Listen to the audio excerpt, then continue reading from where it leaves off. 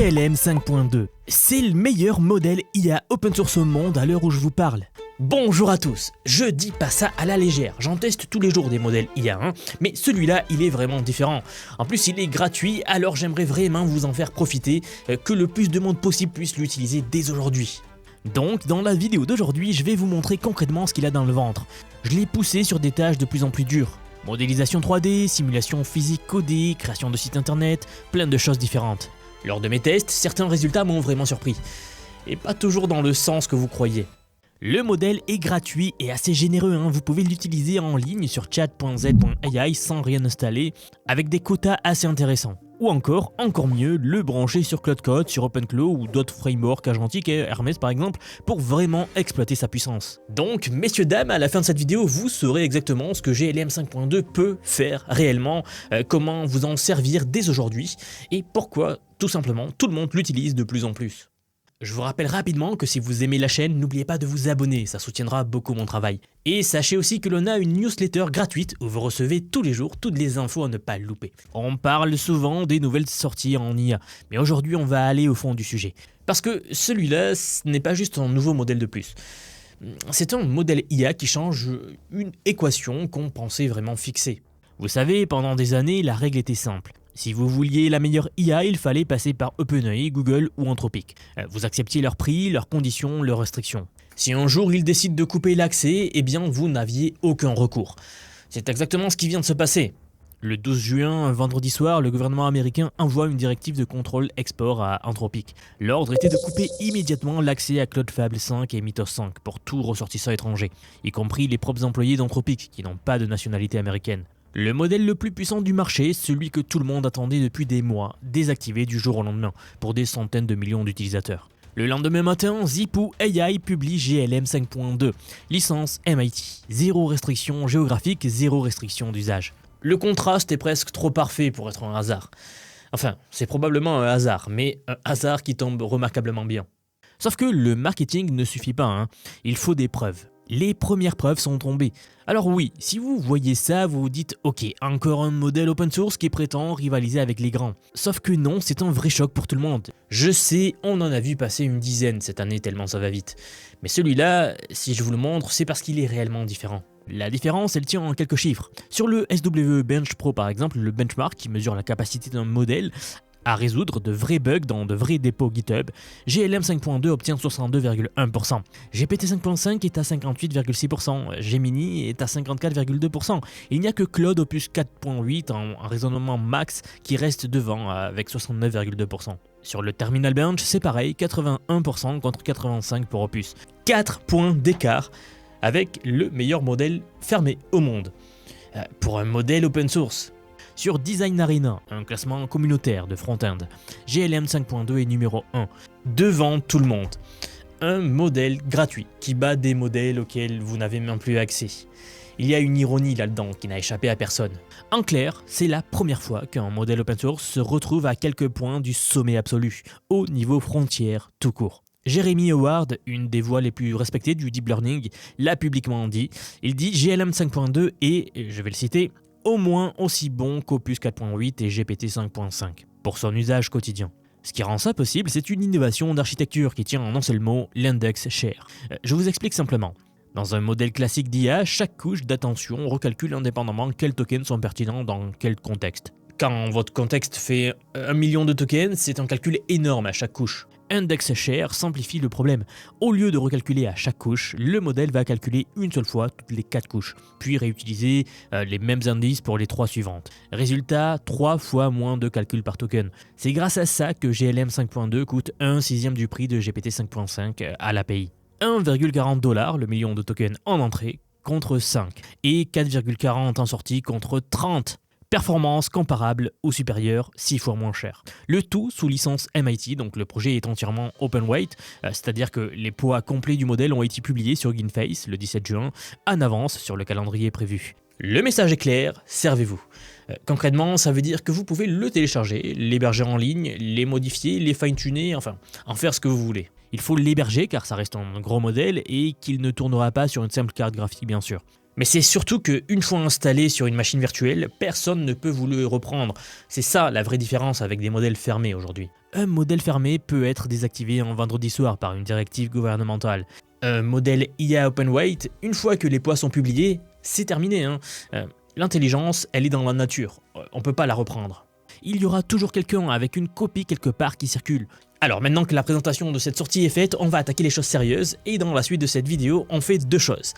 D'abord, je vous montre comment l'utiliser, comment utiliser GLM 5.2, donc l'interface en ligne ou l'interface de code, etc. Puis je vous montre des exemples d'utilisation concrets en faisant 4 ou 5 exemples en passant du plus facile au plus dur. Donc pour les interfaces web, pour les applications personnelles, pour votre vie de tous les jours ou un jeu. Nous allons également voir de la modélisation de données et de la simulation physique. On va vraiment pousser ce modèle à bout, vous allez voir. Si vous n'avez jamais vu un modèle Openweight à ce niveau, je pèse mes mots, vous allez être surpris aujourd'hui. Aujourd'hui, vous allez voir que l'IA Openweight rattrape les modèles fermés, c'est assez impressionnant, et que les coûts s'effondrent donc. Et comprenez bien une chose, ceux qui maîtrisent ces outils aujourd'hui sont ceux qui auront un avantage concurrentiel certain qui ne fera que grandir dans l'avenir. Ok, alors on va commencer, et d'abord la toute première question, comment est-ce qu'on l'utilise? En fait, il existe plusieurs endroits. Vous pouvez d'abord passer par leur interface de chat en ligne à ZAI, donc l'entreprise qui a fait ce modèle. Je vous mettrai le lien en description, mais sinon vous allez sur Google et vous tapez Z.ai. Donc, et il faut prendre ce premier résultat qui est Z.ai, pas le premier résultat sponsorisé, ça c'est des pubs, vous le savez. Et vous arrivez donc dans leur interface ici, qui est tout simplement comme ChatGPT et compagnie. Si vous n'arrivez pas là, c'est car il faut vous connecter. Donc vous pouvez vous connecter avec Google et vous regardez ici en haut à gauche, vous avez le modèle qui est ici GLM 5.2, donc qui est le nouveau qui vient de sortir, qui est vraiment très fort. Donc franchement, cette interface est très bien si vous faites des choses basiques, de répondre à des emails, de vous donner des idées, des choses comme ça. Je vous l'ai dit, rédiger des emails ou vous aider à écrire des textes. Franchement, pour eux, c'est beaucoup trop facile. Si vous vous contentez d'utiliser ce GLM 5.2 dans l'interface de chat, vous ne lui rendez pas vraiment justice. Et ce que je vous conseille vraiment, ce qu'on va faire, c'est que pour révéler tout son potentiel, il faut plutôt le faire tourner avec ce qu'on appelle des systèmes agentiques ou des harnais. C'est un terme que vous devez bien connaître maintenant si vous suivez le monde de l'IA. OpenClaw, Hermès ou même Claude Code, tout ça, ce sont ce qu'on appelle des harnais, donc des systèmes qui ont été pensés justement pour fonctionner en tant qu'agent avec des IA. Mais aujourd'hui, on va pas faire compliqué. Non, on va faire simple. Donc cette entreprise, ZAI, propose aussi un harnais qu'ils ont nommé Zcode, dont le site est ici, dont je vous mettrai les liens en commentaire, vous allez sur Google, vous le tapez, et ça tourne sur Windows, sur Mac, sur Linux, etc. Donc un harnais très facile à utiliser, vous cliquez ici sur Download Zcode si vous êtes sur Windows, sinon View All Downloads, et vous pouvez télécharger soit sur Mac, soit sur Linux. Donc moi je vais prendre sur Windows. Une fois téléchargé, c'est un exécutable, vous double-cliquez pour l'installer, et là il suffit de l'installer. Une fois installé, il va vous demander de vous connecter à votre compte ZAI que vous venez de faire. Et puis voilà, vous atterrissez sur cette interface. En réalité, donc, si vous avez déjà manipulé un petit peu Claude Code ou Codex, vous le voyez, c'est un clone très similaire en fonctionnement. L'interface est pareille, tout est quasiment pareil en réalité. Alors voilà, c'est fini, l'installation est finie. On va petit à petit voir comment tout fonctionne, mais on va commencer donc par notre premier exemple. Et pour le premier exemple, on va faire le plus simple, histoire de s'échauffer. Je me suis donc demandé qu'est-ce qui est une tâche qui pourrait être faite par la plupart des gens et dont la plupart des gens ont besoin d'ailleurs. Pour cet exemple, imaginez la situation suivante. On va dire que vous voulez lancer votre business pour compléter vos revenus par exemple et proposer un service que vous savez faire, peu importe. Que vous vouliez lancer un business donc en nettoyage de voitures, d'aide à domicile libéral, lancer votre bar, lancer votre entreprise de jardinage, de plomberie, en fait tout est imaginable. À ce moment-là, il vous faudra forcément un site web pour vous mettre en avant, pour faire du marketing, pour avoir des clients tout simplement. Alors, vous le savez, à notre époque de l'IA, l'ère de l'IA, la création d'un site web vitrine pour vous mettre en avant vos services, pour présenter votre entreprise, c'est devenu facile comme bonjour. C'est la base et ça va en 5 minutes, c'est fait. Sans parler que plus l'IA va s'améliorer et plus ça va devenir facile et puissant. Donc la situation, c'est que vous devez bricoler un site vitrine ou une petite application ou même un site pour prendre des rendez-vous, on peut aller assez loin, peu importe, et vous tombez sur une interface qui vous plaît vraiment en ligne. C'est-à-dire que vous êtes en train de faire vos recherches sur Internet pour voir qu'est-ce qui se fait déjà, la concurrence, le marché qu'il y a possiblement, quelque chose de très classique quand vous lancez votre business dans votre activité. Ici, je me suis imaginé le cas où je veux lancer un institut, de kinésithérapie à Montpellier par exemple, et donc j'ai tapé voilà kinésithérapeute Montpellier et je fais mes recherches comme ça, je regarde qu'est-ce qui se fait, les tarifs pratiqués, etc. Et donc j'explore les sites web comme ça. Et là, en faisant mes recherches, je tombe sur ce site web ici, qui a l'air plutôt pas mal, hein. Donc c'est assez simple, vous voyez que ça va pas très bas, il y a l'essentiel, il y a des menus, etc. Là, je me dis, ok, c'est bien pensé, et je me dis, tiens, j'aimerais bien un truc comme ça, qui ressemble à ça du moins. Ça pourrait bien mettre en avant mon institut à Montpellier, ou alors disons que je fais un institut à Bordeaux, peu importe, et que je veux reproduire un peu le style de cet institut ici. Le style visuel du site, je veux dire. Pas un copier-coller, attention, je parle du style visuel. Vous voyez que là, il y a un bouton, prendre rendez-vous sur Doctolib, etc. Donc, avant, pour faire ça, il fallait sortir l'éditeur, batailler avec du code informatique, il vous fallait des informaticiens si vous ne saviez pas coder, ce que la plupart des gens ne savaient pas faire d'ailleurs, passer des heures à recopier à la main ou alors engager les services d'une agence qui vous fait un site web à plusieurs milliers d'euros, alors que ça ne coûte pas ça en réalité, hein. Il suffit d'un hébergeur, quelques dizaines d'euros et c'est tout. Aujourd'hui, je vous l'ai dit, vous demandez juste à une IA et c'est possible de le faire. Donc pour la démo, c'est ce qu'on va faire. On va essayer de reproduire ce site-là avec l'IA GLM, voir si elle arrive à faire ça, voir à quel niveau elle se situe par rapport à Claude ou à Codex de OpenAI. La toute première chose que je vais faire, c'est de demander à l'IA de m'aider à faire un prompt qui va m'aider à son tour à coder le site. C'est une technique que je vous ai déjà enseignée. Si vous êtes un de mes élèves par exemple, c'est le prompt engineering 2.0, donc c'est-à-dire le prompt qui vous sert à faire d'autres prompts basés sur le prompt engineering comme on le faisait avant. Donc bon, c'est le fameux prompt qui demande à l'IA d'utiliser les techniques du prompt engineering pour faire le prompt. Et ensuite, je lui dis ce que j'attends. Donc, vous voyez, ta mission est de concevoir le prompt optimal pour accomplir la tâche suivante. Tu es un expert en design d'interface web, front-end. Je vais te fournir le lien d'un site web ainsi que des captures d'écran de ce site web. C'est-à-dire que je vais lui donner le lien du site que j'aime bien et des captures d'écran. Et je lui dis, ta mission n'est pas de coder le site, mais de rédiger un prompt, etc. pour qu'elle reproduise l'interface. Bien sûr, je ne vais pas tout lire, mais ça fait partie du prompt qui vous permet de faire un prompt. Alors, vous n'êtes pas obligé d'utiliser ça du tout, hein. Vous pouvez tout simplement parler en langage naturel à l'IA et lui demander de vous faire un prompt qui va vous aider à faire ce site-là.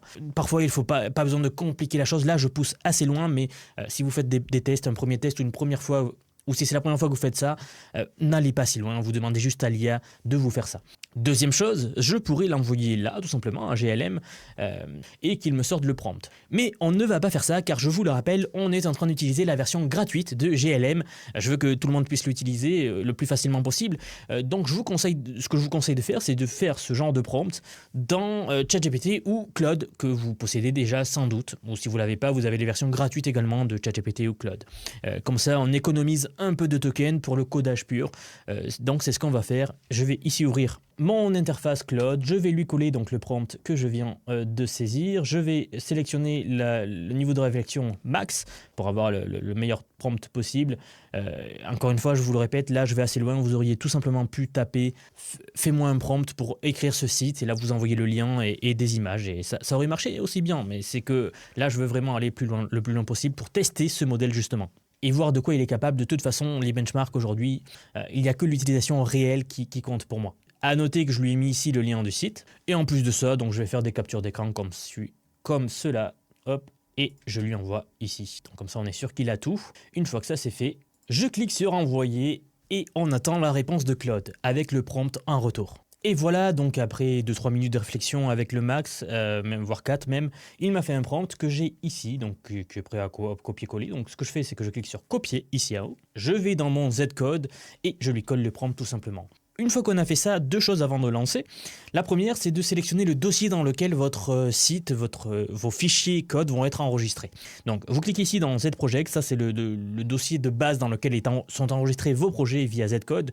Moi, ce que j'aime faire, c'est séparer chaque projet par chaque dossier. Donc, vous cliquez sur Open Folder, ça vous ouvre l'interface ici. Et puis, vous allez soit dans votre bureau, peu importe où vous allez sur votre ordinateur, vous faites nouveau dossier, site vitrine, projet Bordeaux par exemple, pourquoi pas. Et vous faites sélectionner le dossier. Maintenant, tout ce que va faire l'IA ici, elle va le faire dans ce dossier-là.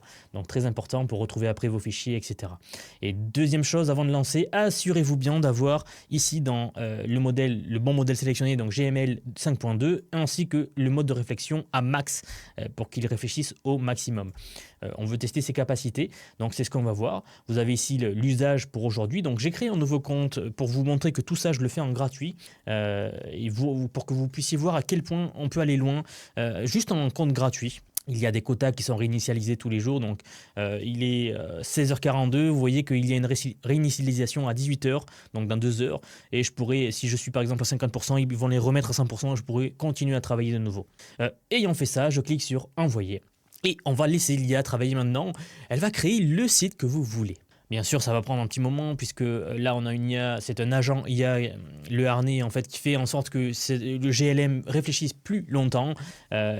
Donc, il va falloir attendre un petit peu. Tout au long de son processus de réflexion, il peut être amené à vous demander de valider des actions ou pas. C'est-à-dire que des fois, il va vouloir créer un nouveau fichier, il va vous demander s'il a l'autorisation de le faire. Ou il va vouloir lancer un site web, il va vous demander si vous lui donnez l'autorisation à faire. Donc, je pense qu'on aura le cas au cours de l'exemple. Donc, je vous montrerai comment on fait, mais sinon vous pouvez également changer ici le plan, la façon dont vous voulez qu'il se comporte. Je ne vous recommande pas de faire ça, bien sûr. Laissez en ask before change, c'est un peu plus chiant, c'est un peu plus embêtant, je suis d'accord avec vous, car à chaque fois il faut valider, mais au moins vous avez un meilleur contrôle sur ce que fait l'IA exactement sur votre machine. Très bien, et donc après 19 minutes et la magie du montage, on a notre IA qui a fini de travailler. Une petite remarque, ça a mis un peu plus longtemps que d'habitude car j'avais des messages d'erreur qui me disaient reconnecter en permanence. Alors je pense qu'en ce moment les serveurs sont surchargés, c'est-à-dire que beaucoup de gens sont dessus, le modèle est tellement puissant et surtout il a un tel quota en gratuit que tout le monde le teste, tout le monde est dessus. Si vous regardez combien ça m'a pris, j'étais à 98% puisque j'avais déjà fait un petit test avant, mais ça m'a pris 4% de quota d'utilisation pour faire ce site-là. Alors certes, ça ne demande pas de grandes ressources en calcul, mais imaginez tout ce qu'on peut faire donc en mode gratuit, surtout que ça réinitialise. Là, vous le voyez, à 18h, ça va se réinitialiser. Alors, qu'est-ce qu'il m'a fait? On va l'ouvrir. Vous allez dans votre dossier où vous avez enregistré donc, le projet tel qu'on l'a configuré et vous l'avez ici. Donc, vous double-cliquez. Et voici le site qu'il m'a fait. Donc, je lui avais dit dans le prompt de mettre VIAB pour changer de la marque, pas avoir la même. Et voici le résultat. C'est plutôt pas mal pour un premier jet. Car là, ce que je voulais voir, c'est qu'est-ce qu'il arrivait à faire en premier prompt. Donc, en one shot, on appelle ça dans le domaine de l'IA. Donc, si on regarde le menu, il a bien gardé les mêmes menus. Si je vais dans Paul, je vais ici, clique ici, voilà, c'est responsive, ça m'amène en bas. Il y a les boutons prévus pour la suite et prendre rendez-vous. Donc, on a l'adresse, etc. Donc, plutôt pas mal si vous êtes dans l'optique de créer un site vitrine, un premier site vitrine. Donc, une seule phrase, un seul fichier et il vous sort une interface qui ressemble pas mal à l'original. Donc pour ça, le travail a été très très bien fait par cette IA open source, je le rappelle. Le truc à bien comprendre donc, c'est que vous n'êtes pas obligé de partir de zéro pour vos propres projets. Vous repérez une interface que vous aimez, vous la décrivez, vous repartez avec une base solide sur laquelle vous pouvez itérer ensuite. Car vous le voyez, ce qui prenait une journée avant se fait maintenant en 2 clics, car je le répète, mais vous devez itérer maintenant dessus, donc vous allez sur l'interface et vous lui dites, bon voilà, ici ce texte, il faut le mettre par le texte de mon entreprise, ici il faut mettre mes coordonnées, je les ai vues là, voilà, vous mettez votre adresse, votre numéro de téléphone, ici vous changez le bandeau par un bandeau de vos locaux par exemple. Ça prend quelques phrases d'échange et comme ça, vous allez échanger avec l'IA pour qu'il vous fasse votre site. Vous avez compris le principe. Et à la fin, une fois que vous avez fait tout ça, que vous avez un site que vous aimez bien, eh bien c'est facile à mettre en ligne via un hébergeur web. Je ne vais évidemment pas vous montrer comment faire aujourd'hui, le but c'est pas un tuto pour faire un site web aujourd'hui, mais sachez que si vous n'y arrivez pas, c'est tout aussi facile. Il vous suffit de demander à l'IA ici même comment faire, donc il vous guide étape par étape pour héberger votre propre site web une fois que vous avez ce fichier là. Voilà. Donc résultat très très correct pour ce GLM qui est une IA avec des quotas gratuits très permissifs et vous venez d'économiser plusieurs milliers d'euros pour faire un site web qui aujourd'hui franchement ça ne coûte plus ça de faire un site web. Je vous l'ai déjà dit, faites comme ça ou du moins pour un site vitrine. Je ne parle pas des sites un peu plus complexes où il vous faut des systèmes un peu plus robustes. Ici, pour un site vitrine, c'est très facile avec l'IA. Et franchement, après ce premier test, je suis plutôt convaincu par ce qu'a fait l'IA ici. Allez, on passe au deuxième exemple. Je vous l'ai dit, on monte en cran. Petit à petit, on fait des exemples de plus en plus compliqués. Là, c'était vraiment facile pour l'IA. Toutes les IA arrivent à faire ça aujourd'hui. Les IA open source avaient encore un tout petit peu de mal, mais c'est réglé maintenant avec GLM. Exemple suivant, on va faire le genre de truc que vous pourriez utiliser dès ce soir. Alors je vais lui demander un petit tracker de budget personnel, donc une petite application personnelle que vous pouvez utiliser pour vous. Vous savez, ce genre d'application où vous notez vos dépenses par exemple et qui vous dit en temps réel où part votre argent, etc. Mais on pourrait imaginer n'importe quelle application qui vous simplifierait la vie. Sauf que là, on va pas y passer nos soirées pour coder ça, l'IA va nous le faire rapidement. Donc je clique sur New Task pour ouvrir une nouvelle conversation. Je vais changer le dossier d'origine, donc Open Folder. Je reviens dans mes documents et je fais clic droit, nouveau dossier. Je vais mettre application, budget et sélectionner dossier. OK. Donc, pour faire cette application, je vais décrire et j'adapte à mon utilisation précise à moi. Je pourrais utiliser à nouveau la technique que je viens d'utiliser pour créer un prompt, etc. Mais restons simples, le but c'est vraiment de vous montrer les principes dans cette vidéo et pas faire des choses de niveau production direct. Et puis au final on fait des allers-retours, donc une fois qu'il crée l'application, on lui demande d'itérer, etc. On fait 2-3 allers-retours comme ça. Et pour cet exemple, j'ai préparé un prompt très simple, donc créer un tracker de budget personnel dans un seul fichier HTML autonome en CSS JavaScript pur. Donc ça c'est une technologie pour faire des applications web, j'aurais pu lui demander un Python pour faire un logiciel qui reste dans l'ordinateur, mais faisons simple, je dois pouvoir ajouter une dépense avec un montant, une catégorie, une date, etc. L'application affiche la liste de mes dépenses. Bon, une application de tracking très basique pour le budget personnel. Tout simplement, sans chercher à rien faire de plus, je vais cliquer sur Envoyer. Et puis, on attend maintenant. On est seulement à l'exemple numéro 2, mais je pense que vous voyez la puissance de ce genre d'outil. Petit aparté, je ne sais pas si vous le saviez, mais beaucoup de gens développent ce qu'on appelle le syndrome de l'insomnie Claude.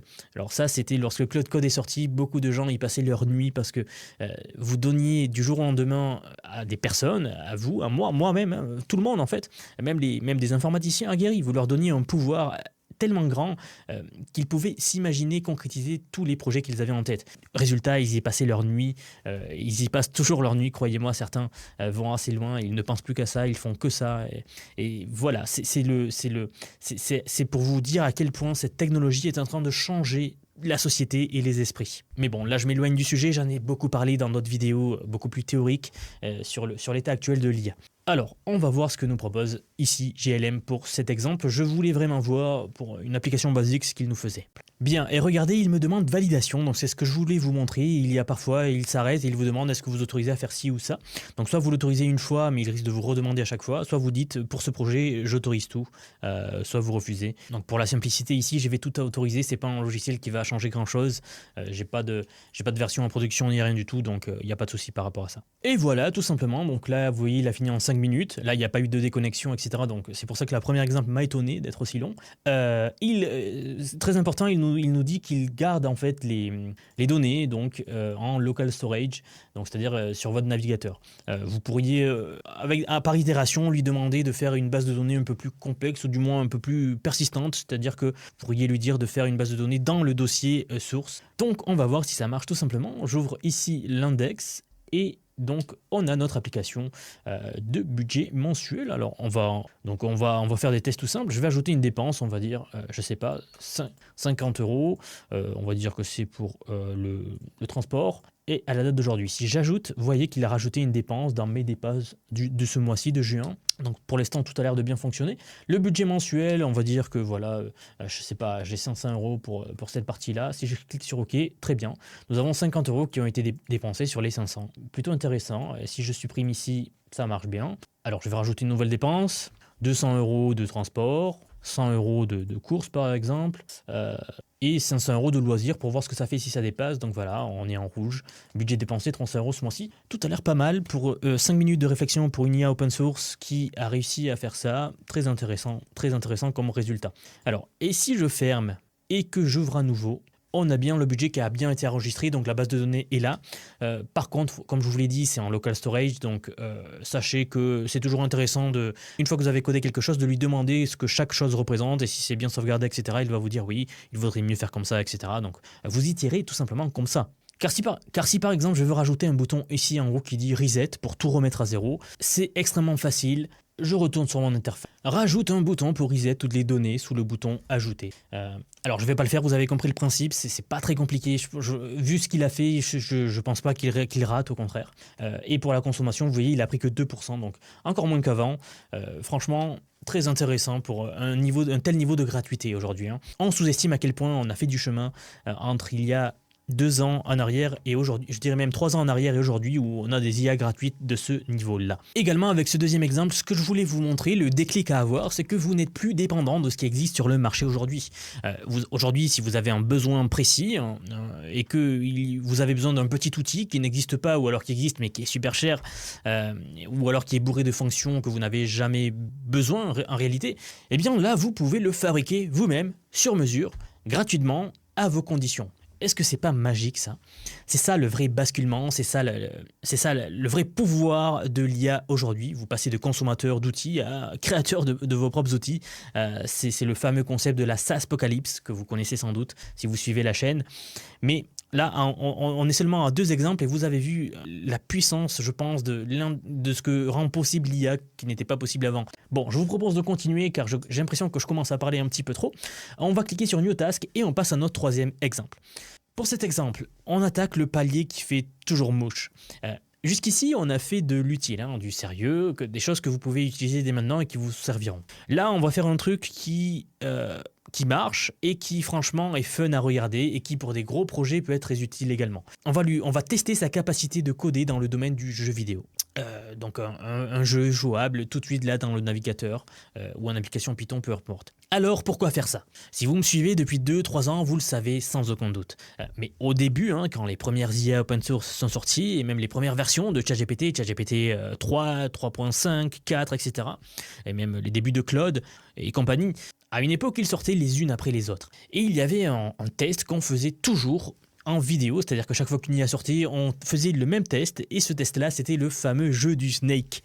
C'était le benchmark non officiel de l'époque que tout le monde faisait pour voir à quel point un modèle était bon. Donc, quand un modèle sortait, qu'il arrivait, on lui donnait toujours le même prompt pour voir s'il arrivait à reproduire le jeu du Snake à un seul prompt. Et ce qu'on a vu au fil de l'évolution de l'IA, c'est que chaque fois, le jeu du Snake fait en un seul prompt était de mieux en mieux. Au point que, depuis, beaucoup de choses ont évolué, et aujourd'hui, si je demande à GLM de faire le jeu du Snake, c'est beaucoup trop facile pour lui. Alors on va complexifier un peu, et pour cette première étape, on va lui demander de faire un jeu de plateforme 2D façon Mario, tout simplement. Donc là, vous voyez, il faut gérer la gravité, il faut gérer la physique du saut, la collision avec les objets de la plateforme, le fait qu'on ne traverse pas le sol, etc. Là, c'est pas un simple Snake où il y a un trait qui bouge, là c'est un peu beaucoup plus complexe.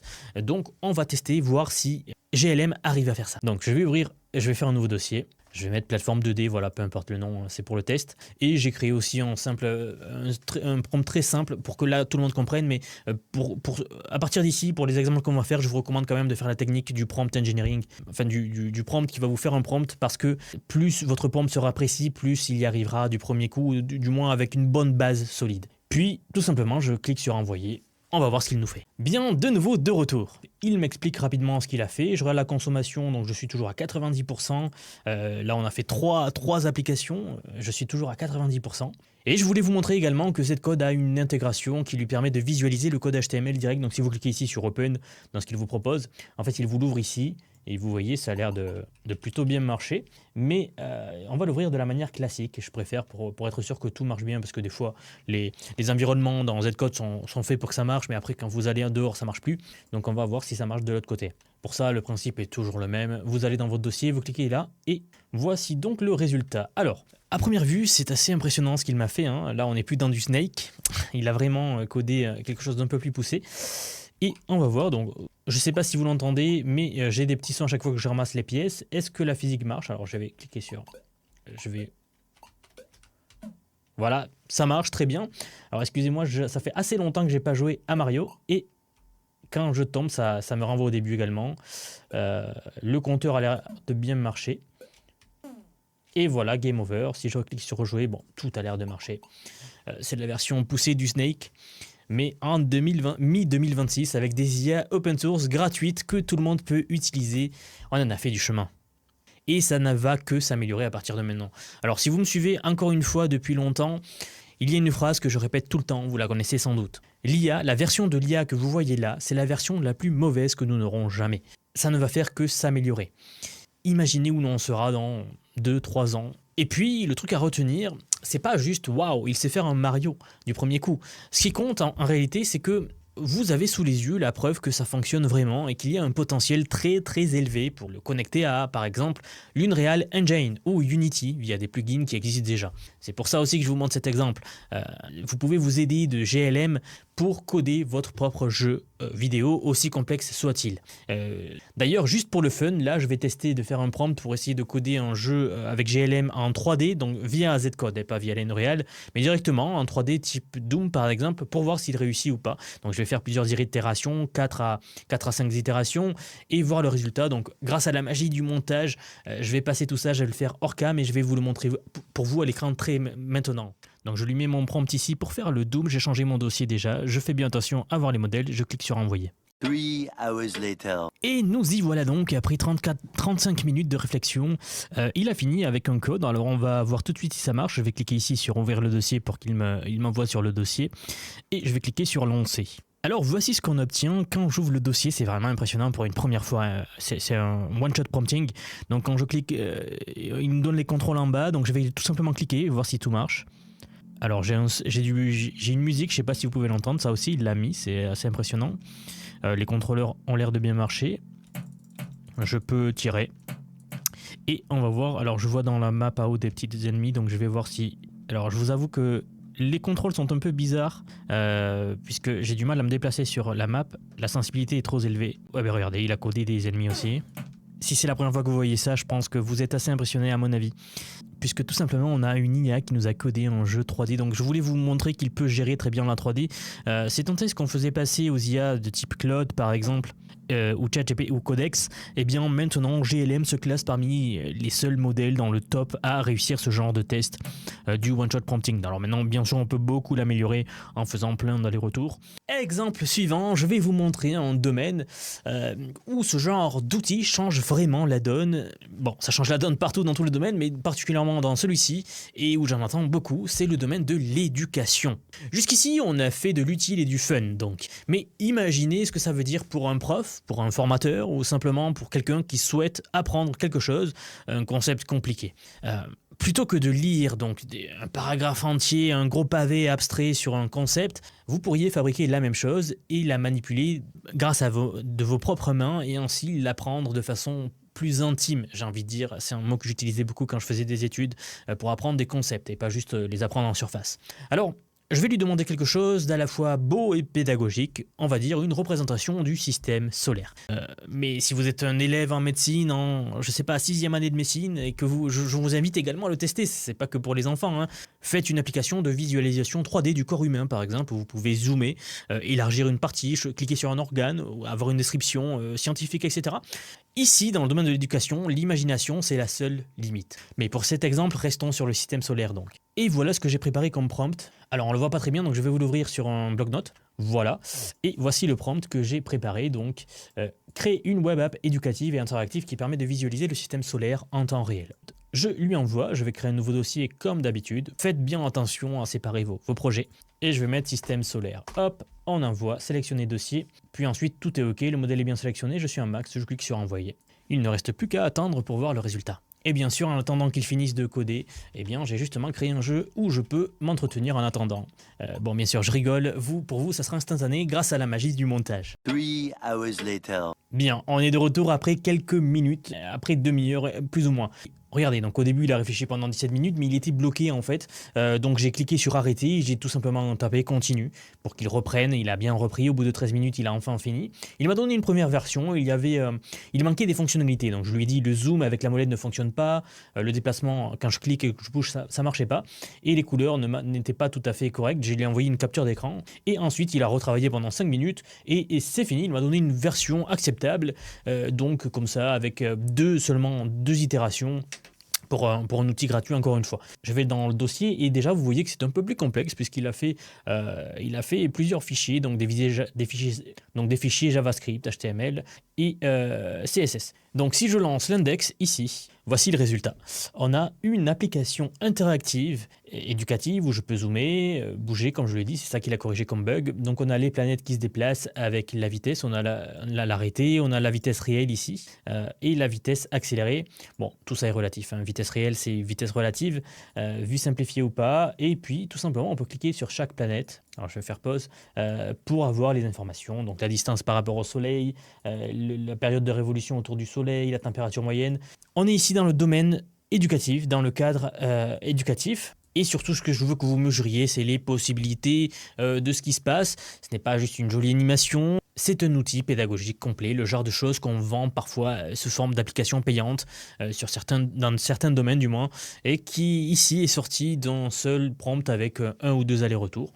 Donc là, j'ai fait un exemple volontairement simple, ludique, et pour que tout le monde comprenne, mais je vous le répète, vous pouvez faire des animations 3D, vous pouvez faire des squelettes 3D que vous pouvez bouger dans tous les sens pour regarder où chaque chose est positionnée, puisque l'IA est connectée à Internet, je vous rappelle, donc elle a accès à toute l'information réelle dans le monde réel.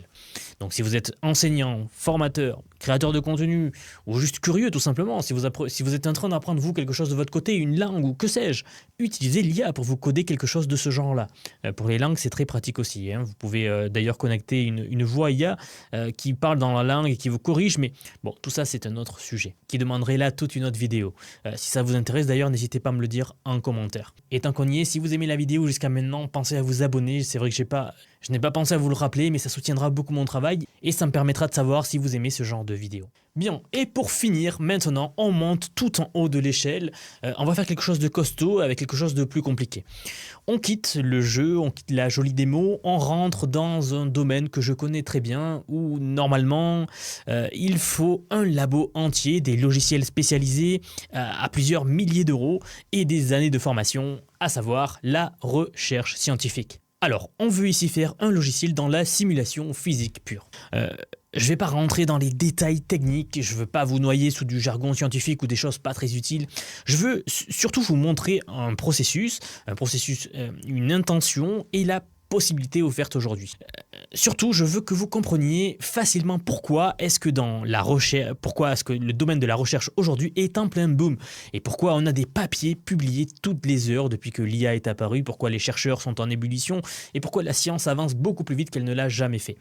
Vous allez comprendre aujourd'hui avec ce que je vais vous montrer. Donc, qu'est-ce qu'on va faire? Je vais lui demander quelque chose qui, il y a encore peu, aurait fait sourire tout le monde, c'est-à-dire une véritable simulation de dynamique moléculaire. La dynamique moléculaire, c'est la branche de la physique qui s'occupe d'étudier les comportements des molécules au sein d'un système, que ce soit un liquide, un gaz ou un solide. Dans ce domaine, les chercheurs appliquent les équations de la physique quantique tout simplement pour voir le comportement d'un liquide par exemple, ou d'une interface, genre dit très simplement, par exemple, si on a du pétrole sur de l'eau, savoir comment manipuler ce système-là. Concrètement, c'est l'étude donc des centaines de molécules qui interagissent entre elles selon des vraies lois de la physique. Vous avez compris. Et au passage, j'ai parlé de pétrole, mais je ne sais pas si vous saviez, tous les grands groupes pétroliers aujourd'hui ont des sections de chercheurs qui étudient justement ces interfaces pour savoir comment, par exemple, retirer efficacement le pétrole qui a été déposé à la surface de l'eau, donc de l'océan. Mais pour ça, il faut faire des simulations et beaucoup de labos font ça. Pas que les grands groupes pétroliers, en fait. Il y a plein de composés en médecine, en environnement, en matériaux, etc. La dynamique moléculaire, c'est un domaine très développé aujourd'hui. Et bien sûr, la dynamique moléculaire, c'est du lourd, donc là, forcément, j'utilise l'IA pour faire le prompt le plus adapté dans ma situation. Alors, je me suis mis dans la situation où je vais étudier une interface entre de l'eau et de l'huile, d'accord? Un système entre, vous avez de l'eau et vous mettez de l'huile dessus, qu'est-ce qui se passe, comment est-ce qu'on peut le manipuler, etc. Donc ça, voici le prompt qu'il m'a fait. Tu es un ingénieur senior en simulation moléculaire. Bon, le classique, donc, il donne un contexte scientifique à respecter. Notez que j'ai utilisé cette fois-ci ChatGPT, puisque ChatGPT, je trouve, est meilleur pour la science. Je ne sais pas pourquoi, il arrive mieux à déterminer les bonnes équations, à faire des bons rapprochements. Donc, et c'est d'ailleurs ChatGPT qui récemment a fait certaines découvertes scientifiques. Donc, si jamais vous êtes dans le domaine scientifique, je vous invite à utiliser ChatGPT. Ici, vous le voyez donc, il m'a donné tout simplement les équations classiques qu'on utilise pour ce genre de système. Il m'a donné aussi les énergies potentielles. Donc, ça, c'est les interactions entre chaque molécule. On les divise en sous-interactions. C'est comme ça qu'on fait. Et puis, tout simplement, les équations de la physique. Je ne vais pas rentrer en détail, mais ce qu'il faut savoir, c'est que il a pris la littérature scientifique qui existe aujourd'hui, notamment donc un logiciel qui s'appelle GROMACS. C'est ce logiciel-là qu'utilisent tous les laboratoires de recherche dans ce domaine, qui est en fait un gros logiciel de simulation qui fait tourner des simulations comme ça, qui nécessite beaucoup de puissance de calcul, bien sûr. C'est ce logiciel-là, on le fait tourner dans des supercalculateurs. Mais bon, ça c'est un autre sujet. Et donc voilà, il m'a fait un prompt assez poussé et qui est honnêtement nécessaire pour faire ce genre de technique de recherche. Et normalement, ce n'est pas un logiciel où on a une belle fenêtre où on peut manipuler en direct. Non, il faut d'abord faire des calculs. Nous avons ensuite un méga fichier dans lequel il faut analyser les interactions, etc. Et puis à la fin, on peut en tirer une vidéo. Donc c'est un logiciel assez lourd qui se décompose en plein de petits logiciels que normalement... ici, je vais d'ailleurs lui demander de l'héberger sur GitHub. Comme ça, je pourrai l'avoir en accès en permanence. Et donc simuler cela. Alors je retourne sur GLM et je vais lui envoyer le prompt tout simplement. Mais petite remarque, ça ne sera pas le prompt que je viens de vous montrer. Là, le prompt que je viens de vous montrer, c'est pour une production, pour vraiment faire ce que font les chercheurs aujourd'hui. Ce que j'ai fait, c'est que je lui ai redonné le prompt, je lui ai demandé de simplifier, de faire monocalcul, donc c'est-à-dire au lieu d'avoir des millions de molécules qui interagissent, d'en avoir peu, comme ça on peut le faire tourner facilement et le visualiser facilement également. Donc ce que je vais lui demander, c'est de faire un logiciel qui simule moins d'interactions entre particules sans forcément utiliser GROMACS, etc. Mais si je vous ai expliqué tout ça, c'est car c'est ce qui se fait aujourd'hui dans la recherche et que je voulais que vous compreniez ce qui se fait aujourd'hui. Et donc j'envoie ça à GLM 5.2 pour voir ce qu'il réussit à faire. Et alors là, je pense qu'il va y avoir pas mal d'allers-retours, hein. Ce genre de logiciel est un peu costaud. Donc je vais voir ce que ça donne. Pour vous, ça devrait être instantané. On revient tout de suite. Voici donc le résultat. Alors, je vais être honnête avec vous, j'ai fait quelques allers-retours, une dizaine à peu près, pour qu'il arrange à chaque fois quelque chose, mais c'est un trade-off que j'accepte volontiers, hein, sachant que cette IA est gratuite et que j'ai pu faire tout ça gratuitement. Donc, le premier objectif de ce code, c'était surtout de visualiser simplement ce qui se passe quand on met de l'eau et de l'huile ensemble. C'est ce qu'il a produit suite au calcul, donc ce n'est pas un logiciel avec une belle interface, c'est juste du code de simulation. Nous avons ici, il a fait en README, qui est en fait un fichier qui vous explique comment l'installer, et ensuite il faut lancer plusieurs scripts d'analyse donc pour faire les calculs tout simplement, puisque nous avons un certain nombre de molécules d'eau, ici on en a 180, 120 d'huile, etc. Je ne vais pas rentrer dans les détails encore une fois, mais voici ce qu'il a produit en résultat de vidéo simple, donc je vais cliquer ici, et voici donc ma simulation faite via GLM en quelques heures, assez impressionnant. Les points bleus sont les molécules d'eau, les points orange sont les molécules d'huile, et on les voit bouger dans une boîte virtuelle dans laquelle en fait c'est comme si on observait la matière à l'échelle microscopique et voir comment se comportent l'huile et l'eau quand on les met comme ça avec des conditions initiales. Donc voilà, ces résultats là sont très intéressants, mais bien sûr une vidéo comme ça, hein, c'est juste pour faire joli. Vous voyez que l'eau va avec l'eau, que l'huile va avec l'huile et que ça se mélange pas. C'est surtout pour faire une belle présentation, pour faire plaisir en conférence ou dans les labos américains, surtout pour faire venir les investisseurs, puisqu'ils vont voir ça, ils vont se dire waouh, c'est impressionnant. Mais le vrai cœur du truc, ce que font les chercheurs en réalité, c'est plutôt de traiter des données. Là, on a fait une vidéo qui donne un aperçu de ce qu'on voit, mais c'est pas avec ça qu'on va étudier vraiment la matière et tirer des conclusions. Donc il génère aussi les données et qui permet de suivre le mouvement des molécules dans cette boîte, mesurer si les molécules se mélangent, voir comment elles se regroupent, puis produire des graphiques d'analyse qui sont produits dans ce dossier ici Analysis. Là nous avons plein de scripts qui font des figures, et dans les figures ici vous avez les résultats de cette simulation. Donc on a par exemple la séparation de phase eau-huile en cours du temps, hein. Ensuite vous avez les profils de densité, le déplacement quadratique, les distances entre les paires et la fonction radiale. Je veux pas vous perdre, ça c'est des maths, mais ne partez pas, ça fait moins peur qu'il n'y paraît en réalité. En fait, à quoi ça sert ça concrètement ? Eh bien, imaginez que vous voulez comprendre pourquoi est-ce que l'eau et l'huile ne se mélangent pas. Vous le voyez dans cette simulation, vous le voyez dans des graphiques, vous le voyez tout simplement dans la vie de tous les jours, hein, quand vous mettez de l'huile et de l'eau ensemble, ils ne se séparent pas. Eh bien, c'est cette courbe qui nous dit ce qui se passe à l'échelle moléculaire. Quand la courbe monte, ça veut dire qu'à cette distance, certaines molécules se retrouvent souvent ensemble et d'autres non. Donc ici, on voit que l'eau va avec l'eau, que l'huile reste avec l'huile, et que l'eau et l'huile se fréquentent très peu. C'est pas juste un graphe pour faire joli, ça sert dans la vraie vie à par exemple concevoir des crèmes, à faire des cosmétiques, des médicaments, des peintures, des carburants ou même des sauces plus stables. J'en passe. En gros, ce genre de graphe, ce genre de simulation qu'on fait là, c'est une sorte de carte sociale des molécules. Il nous montre qui s'attire, qui s'évite, comment les mixer ensemble, quel élément mixer avec l'autre pour réussir à retirer tel élément. Bref, ça va assez loin et c'est avec ce genre de choses que l'on faisait. Alors avant, on le faisait avec des équipes de chercheurs entiers qui codaient tout ça à la main pendant des heures et des heures et des mois, et maintenant l'IA arrive à nous le faire rapidement. Voilà donc un exemple que je ne vous montre pas sans raison. Je veux que vous compreniez qu'on vient de changer de monde. Avant, pour faire ça, il fallait sortir des livres de la mécanique quantique d'un côté, des livres sur la chimie de l'autre, et les ouvrir tous les deux à parallèle, puis tout programmer à la main.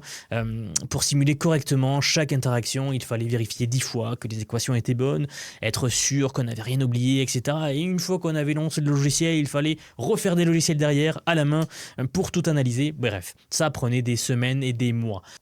Je sais de quoi je parle, c'est ce que j'ai fait quelque temps, et c'est ce genre d'usage qui rend l'IA ultra puissante. Là, vous le voyez, ça m'a pris quelques minutes, quelques heures, au lieu de plusieurs semaines et quelques mois. Alors bien sûr, si vous êtes chercheur, vous allez quand même vérifier et revérifier ce qu'a fait l'IA. Vous allez regarder le code, vous allez regarder s'il a bien fait les équations, mais bon, c'est juste une question de vérification. Après, il faut nous interpréter. Et puis, ça ne prend quand même pas des semaines et des mois comme ça prenait avant. Donc le domaine de la science et de la recherche, elle est complètement chamboulée par cela. C'est aussi pour ça que les découvertes s'enchaînent jour après jour. Je vous l'ai dit, c'est pour ça que je vous l'ai montré à un rythme presque effrayant. Vous le savez, si vous suivez la chaîne, on couvre plein de papiers scientifiques 2 à 3 fois par semaine et les découvertes tombent sans arrêt. Eh bien, c'est grâce à ça ce que je viens de vous montrer là. Maintenant, vous le savez. Messieurs, dames, aujourd'hui, vous l'avez vu, un modèle gratuit peut faire des choses inimaginables pour accomplir en quelques minutes ce qui prendrait des heures à une équipe entière humaine. La vitesse à laquelle tout évolue est vertigineuse. Et voilà la vérité que beaucoup refusent encore de voir. J'espère que cette vidéo vous aura permis de voir plus clair dans ce qui arrive. Le fossé entre ceux qui maîtrisent ces outils et ceux qui les ignorent se creuse chaque semaine un peu plus. Ce n'est plus une question de est-ce que l'IA va impacter mon métier ou pas. C'est plutôt est-ce que je serai du côté de ceux qui l'utilisent ou de ceux qui la subissent. Je ne dis pas ça pour faire peur, je dis ça parce que je vois tous les jours des gens transformer complètement leur productivité, leur business, leur carrière, leur vie personnelle, simplement parce qu'ils ont pris le temps de comprendre comment ces systèmes fonctionnent et comment les utiliser. Car oui, de l'autre côté, je vois d'autres qui attendent, qui observent et qui disent que ça va se tasser. Spoiler, ça ne va pas se tasser du tout. Dans tous les cas, messieurs, dames, si l'évolution fulgurante de l'IA vous fascine autant qu'elle vous questionne, si vous voulez comprendre comment ces technologies vont transformer les métiers et les compétences de demain, si vous souhaitez maîtriser ces outils plutôt que les subir, alors j'ai justement quelque chose pour vous. J'aimerais vous dire que depuis quelques mois déjà, j'ai construit un programme d'apprentissage unique. Je vous apprends l'IA sous tous ses aspects. C'est un parcours que j'ai créé et pensé pour vous transmettre tout ce que je sais. Alors non seulement sur les modèles d'IA comme ChatGPT, Gemini de Google, Grok de Elon Musk, Claude, etc. Je vous montre en fait et surtout la manière de les intégrer concrètement dans votre vie, dans votre travail, dans vos projets. Et ce que vous soyez salarié, indépendant, entrepreneur ou même à la retraite. Car oui, nous avons beaucoup de retraités dans la communauté et ils utilisent l'IA au quotidien. J'ai récemment sorti la plus grosse mise à jour à ce jour de la formation. Ça fait un petit moment que j'en parlais, mais ça y est, elle est là, elle est en ligne. C'est un module entièrement dédié à l'automatisation par IA, donc en utilisant N8N. Autrement dit, la création d'agents IA, donc des espèces de salariés virtuels qui vont travailler pour vous et tout faire pour vous. En somme, vous faire gagner des heures et des heures et des heures. Vous êtes déjà plus de 6 à 7 000 à avoir rejoint ce programme, donc merci pour tout ce soutien. Et enfin, sachez qu'il n'y a pas besoin d'être développeur, pas besoin d'avoir un profil technique. Je vous prends par la main et pas à pas, avec des leçons vidéo claires, des cas concrets pratiques, on voit tout ce qui touche à l'IA. Dernier point, mais pas des moindres bien sûr, si vous nous rejoignez aujourd'hui, vous aurez accès à toutes les évolutions du futur. Sans surcoût, accès illimité à vie à tout ce que je veux vous apprendre. Donc aujourd'hui, c'est un paiement unique, ce n'est pas un paiement mensuel, c'est juste un paiement unique et vous aurez accès à vie à toutes les mises à jour que je vais faire en permanence et que je fais en ce moment même d'ailleurs. Donc si cela vous intéresse, vous avez les liens en dessous de la vidéo, donc soit en description, soit en commentaire épinglé pour nous rejoindre. Dans tous les cas, moi, je serai très heureux de vous accueillir dans le programme Vision IA. Si vous êtes encore là, merci d'avoir regardé cette vidéo jusqu'au bout et je vous dis à très vite pour la prochaine vidéo. À bientôt.